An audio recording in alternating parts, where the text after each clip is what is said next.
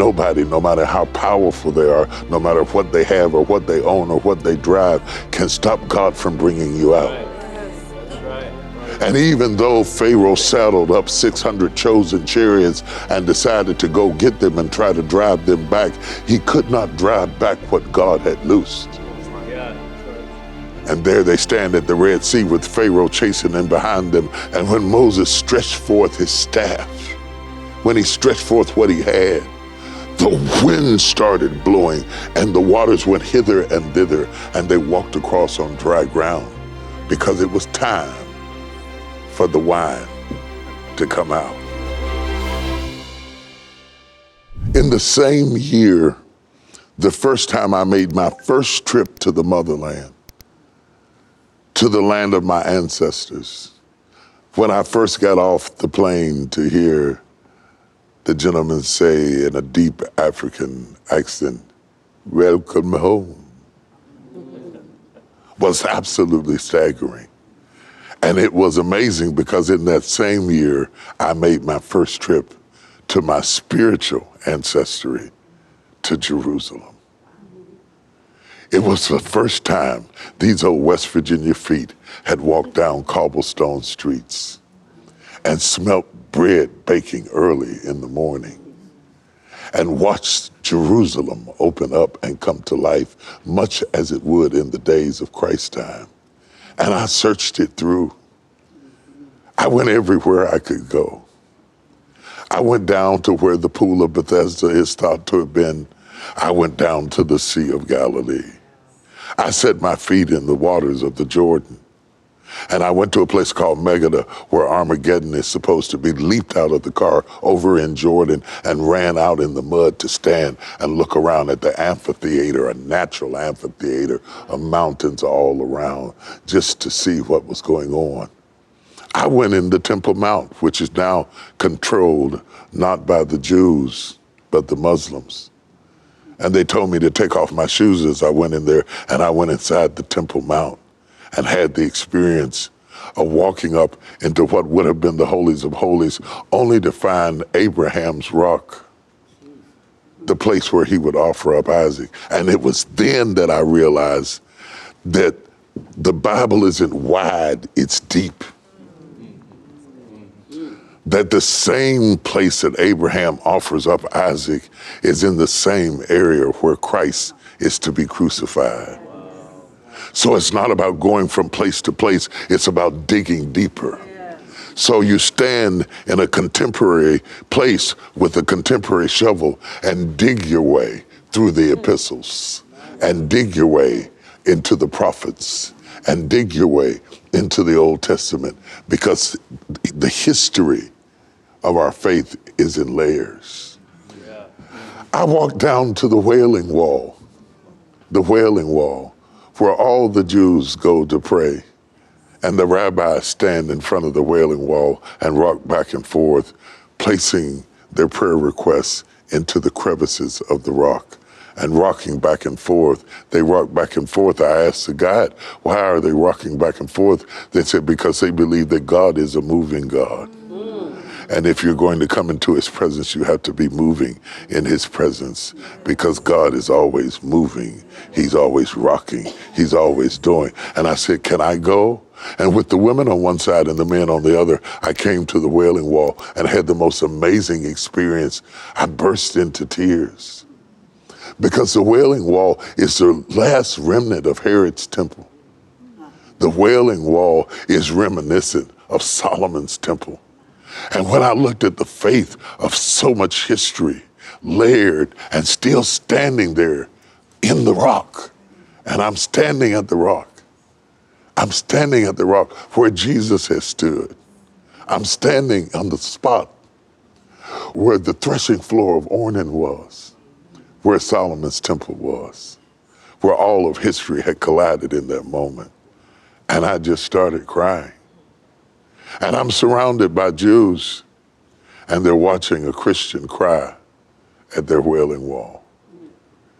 And suddenly I recognize, or hope they recognize, that your Jehovah is my Jesus. That your Elohim is my Prince of Peace. That your bright and morning star is my lily of the valley. That we are kin and that we are connected. And that we have something in common, though our perspectives are different. For you stand waiting on a Messiah to come, and I stand looking back at a Messiah who visited and you recognized him not. And yet we all wail at the Wailing Wall. For even though we recognize Jesus as the Messiah, that doesn't mean that we're not waiting for him to come too. We wait and we weep and we rock. To my brothers and my sisters, ladies and gentlemen, saints and friends, keep on rocking. Keep on weeping. And for God's sake, keep on waiting.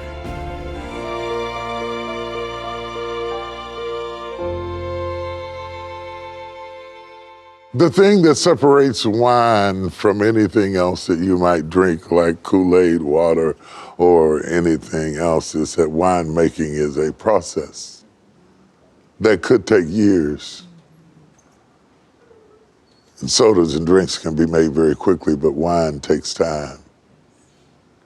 And the older it is, the better it gets. The reason we use wine as a metaphor for the book Crushing is because wine takes time. And I'm talking about taking time to an era of people who don't believe that anything takes time. In other words, I'm talking to a microwave crowd about a coal stove recipe. I remember my grandmother's coal stove was set on the back porch, and you had to put coal in it, and she fried chicken in cast iron skillets and baked cakes until they were standing that high. And I wonder even to this day how they regulated the temperature in a coal stove. I remember her making cakes without a mixer, but she'd take a spoon and turn it flat and beat the butter, and I can see her arms shaking, baking a cake. And she did better with the spoon than I can with the mixer. And I'm good with the mixer.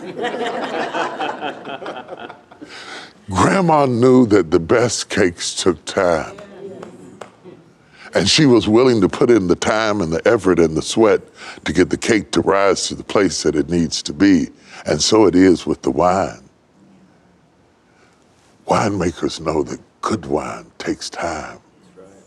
It starts with the soil you plant the seed in, and the grape that grows from it, and the grape accepting the fact that it was raised to be crushed. I think we need to teach our children a little differently, that you are raised to be crushed. Instead of teaching them that you're raised to be applauded and you're raised to be exalted and you're raised to be lauded, I think we should tell them that you are raised to be crushed. And when you come to the crushing place, do not believe for one moment that it is the end. Because the crushing of the grape is not the end of the grape. It is the transition from one era to the next. What I'm talking about is process. When I'm talking about crushing, I'm talking about process. I'm talking about submitting yourself to the process, because that is respect. To commit yourself to the process means you respect the artistry of the calling. Come on. When you put the work in and the labor in and the commitment in and all of the sacrifice into it, that means you respect it. I wouldn't go down to the Cowboys Stadium and ask Jerry Jones to put me in a uniform and just because I watch football, think I could play football. That's disrespectful to the people who have worked hours and years getting ready and training all their life to become excellent at what they do. Process is respect. Wow. To recognize that it's not supposed to happen fast. Because if it happens fast, it will not last. Come on. That is slow broiled and slow cooked and cooked overnight and smoked on a smoker until in the morning has a richness and a flavor that you just cannot get in a microwave. Right. Yeah. You have to understand that. And if you want microwave success, go on and do it quick. And you'll go up quick and you'll come down quick. But if you really respect the artistry and the technique and the style and the fashion and the depth and the anointing and the unction and the power and the collaboration between the spirit and the man and the man and the spirit and the spirit and the man, until you can't tell the difference between the talent and the tool of the master and how he uses it in such synchronization that you don't know whether it was the hand of Gideon or the sword of the Lord that defeated the enemy. That means that you want to fit so good in the hands of God that at a moment's notice, he can use you anytime and anywhere. Yeah. And in order to be that kind of good, that means you have to go through the process and embrace it. Yes. Embrace the process, not resent it. Not feel betrayed or denied because it didn't happen as quick as the person next to you, because you are not comparing yourself with the person next to you. That is not the goal, to be like the person next to you. Yeah. Right. You are not running against them. You're running against the hope of your calling and what God wants to do in your life and what he has to take you through to produce what he is trying to produce in your life. And that means you have to listen at what he's saying. That's right. Even when he's talking about waiting while you're talking about winning. Wow. You have to respect the process, because if you do, when the process is over, you will last longer as wine than you would have as a grape.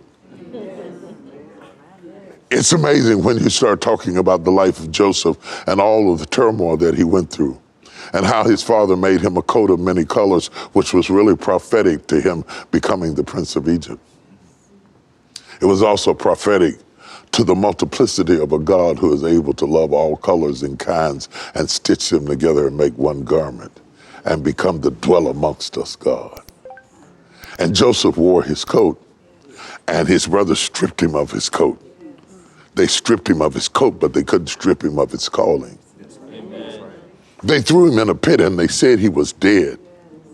The Midianites came along and bought him for 20 pieces of silver, because God was using Joseph's life as a shadow of Jesus, who would be rejected of his brethren, who would be thrown into a pit, who would be sold for 30 pieces of silver. And Joseph doesn't know it, but he is acting out what Jesus will fulfill. And then he goes from that to Potiphar's house and rises to a place of power, only to be lied on by Potiphar's wife and have to flee and end up in prison. And then Joseph, the young man who grew up with the coat of many colors, ends up with stripes in a prison, locked up behind bars. And even there, he excelled. And you know all of this, but what you might not realize is that that is only a small fraction of his life. That he spent more years free than he did bound. Wow. That he spent more years as the Prince of Egypt than he did as a prisoner in the jail cell. That's right. And what you have to understand, the process may seem long while you're going through it, but if you will go through the process, when you get to the end of it, you'll be a prince much longer than you'll be in process. And God is trying to fix you so that you will last. And when the winemaker makes the wine, he makes it in such a way that when they bring it to the table, they tell you first what year it was made. And the best wines have been preserved for hundreds of years. And the longer it lasts, the more it costs. And if you want to be expensive in the kingdom, exotic in the master's hand, if you want to be the kind of wine that is prophesied at the marriage at Cana, that he saved the best wine for last, then all of that is predicated upon how well you endure the process.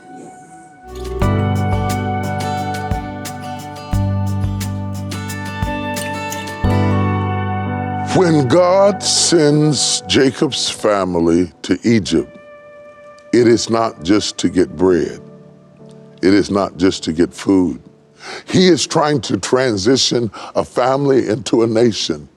And so Egypt becomes an incubator.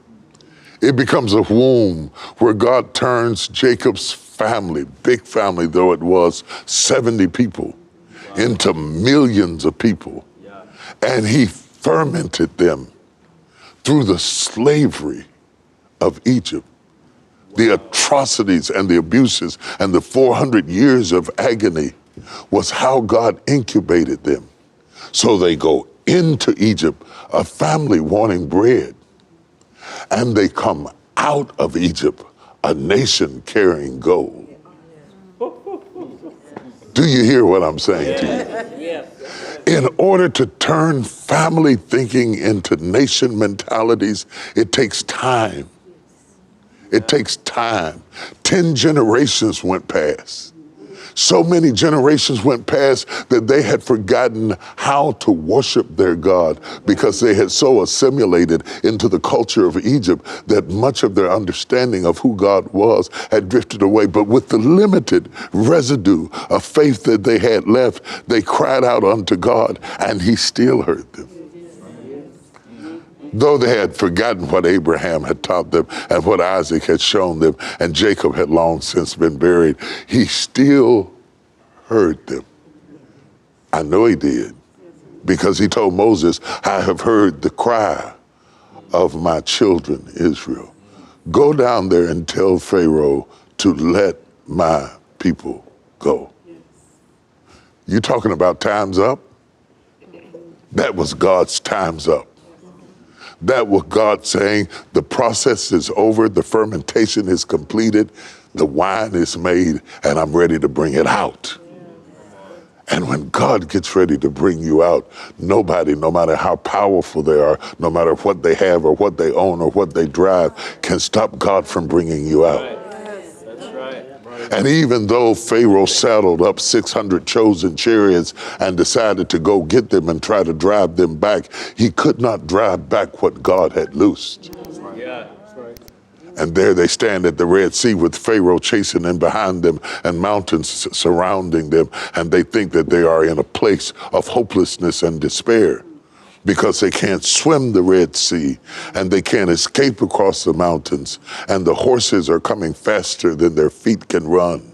And their children are laden down with the wealth of Egypt. And there they stand in total dismay, Moses included, saying, God, what am I supposed to do? And God says to him, why stand ye here gazing at me? Stretch forth your rod. Wow. And when Moses stretched forth his staff, when he stretched forth what he had, the wind started blowing and the waters went hither and thither, and they walked across on dry ground because it was time for the wine to come out. It was time that the family had become a nation. It was time that the purpose of God had been completed. And he brought them out by his mighty power. And he brought them out on dry ground. They didn't even have to get mud on their feet. They walked out on dry ground. It was almost as if God had paved the bottom of the riverbank so that they could have comfort while they exited. Wow. They came out on dry ground, but when Pharaoh tried to come through the way that God had made for his people, Pharaoh drowned. See, what God has for you is for you, and nobody else can take it. So don't waste time arguing with people who are trying to get what you got, because nobody can take what is yours. If it's really yours, it's yours, and no one can get it. And when Pharaoh tried to get it, he drowned in the Red Sea. He drowned in the Red Sea. Because God stopped the wind from blowing and the waters collapsed and covered him up. And Pharaoh and his horses and his chariots drowned it in the Red Sea. And Miriam grabbed a tambourine and began to beat it to the glory of God. And the women began to dance around the mountain. And as they danced, the bodies of the Egyptians were washing up on the bank. But God did not just close the Red Sea to drown Pharaoh or his horses or his men. One of the reasons that God closed the Red Sea is to keep them from going back. Once you get out, never go back.